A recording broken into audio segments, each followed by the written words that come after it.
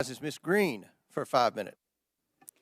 Thank you, Mr. Chairman, Mr. Baker, Ms. Gaddy, Mr. Roth, and Ms. Navaroli. You can consider your speech canceled during my time because you canceled mine. You see, you permanently banned my personal Twitter account, and it was my campaign account also. So let's talk about election interference, shall we? January 2nd, 2002, you permanently banned my Twitter account. This was the account that I would put my campaign ads on, raise money on, fight back when attacked with lies, and be able to talk to my voters in my district. But you banned it. And then let me explain. My account was not reinstated until November 21st, 2022. That was after my election on November 8th. You know, at your company, or your former company where you worked, Twitter employees, over 98% of them donate to Democrats. So while you coordinated with DHS, the FBI, the CIA, our government, and outside groups to permanently ban, shadow ban conservative Americans and candidates like me and the former president of the United States, President Donald J. Trump, you were censoring and wrongfully violating our First Amendment free speech rights. Guess what? None of you hold security clearances. None of you are elected, and none of you represent 750,000 people like I do. Let's explain. 52 United States Law 10101. No person shall intimidate, threaten, coerce, or attempt to stop any other person for the purpose of interfering with their rights to vote, or to vote as he may choose. You didn't shadow ban or permanently ban my Democrat opponent. No, you did that to me. And that was wrong, and it was against the law. You see, not only that, was it me that you violated my First Amendment rights, you violated countless conservative Americans. These were doctors that were trying to tell the truth about COVID, doctors that were having success treating people with ivermectin that you all would not allow to be talked about on your platform. These were parents complaining about their school boards, teaching gender lies in their schools, biological males entering their daughters' bathrooms and sports. These were also people questioning the 2020 election, and guess what? That's Americans' First Amendment right. These were people talking about voting machines. You know what? Democrats did that in 2019, before the 2020 election.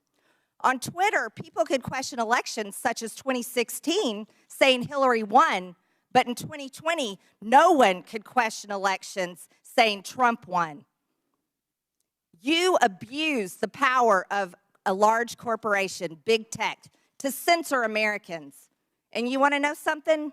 Guess what? I'm so glad that you're censored down. I'm so glad you've lost your jobs. Thank God Elon Musk bought Twitter. And you know what? Let's talk about something a little bit further. It's amazing to me, Mr. Roth, as the head and trust of safety at Twitter, your ability, or should I say inability, to remove child porn. Now, here's something that disgusts me about you. In your doctoral dissertation entitled Gay Data, you argued that minors should have access to Grindr, an adult male gay hookup app. Minors? Really? You know, Elon Musk took over Twitter and he banned 44,000 accounts that were promoting child porn. You permanently banned my Twitter account, but you allowed child porn all over Twitter. Twitter had become a platform, you said, connecting queer young adults. You also wrote on Twitter in 2010, can high school students ever meaningfully consent to sex with their teachers? In 2021, while you were the director of trust and safety on Twitter, an underage boy and his mother announced a lawsuit against Twitter because Twitter was benefiting from and refused to remove a lewd video featuring this boy and another minor. That is repulsive. But you violated me. What were my tweets? Okay, let's talk about them. I was talking about the deaths being reported on VAERS. By the way, that's on the CDC website.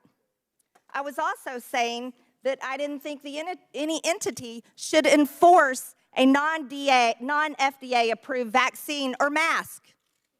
Guess what? A lot of people agreed with me, but you called that COVID misinformation. By the way, I'm a member of Congress and you're not.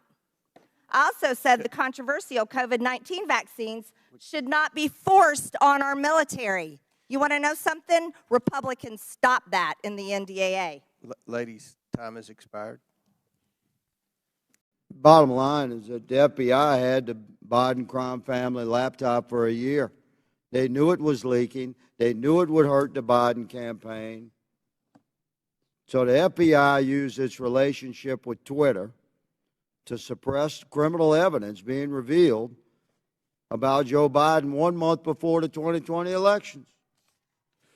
You, ladies and gentlemen, interfered with the United States of America 2020 presidential election, knowingly and willingly. That's the bad news. It's going to get worse because this is the investigation part. Later comes the arrest part. Your attorneys are familiar with that. Mr. Chairman, I'd like to spend 5 hours with these ladies and gentlemen doing depositions surely yet to come. But for right now, I'll yield the balance of my time to my colleague, Mr. George.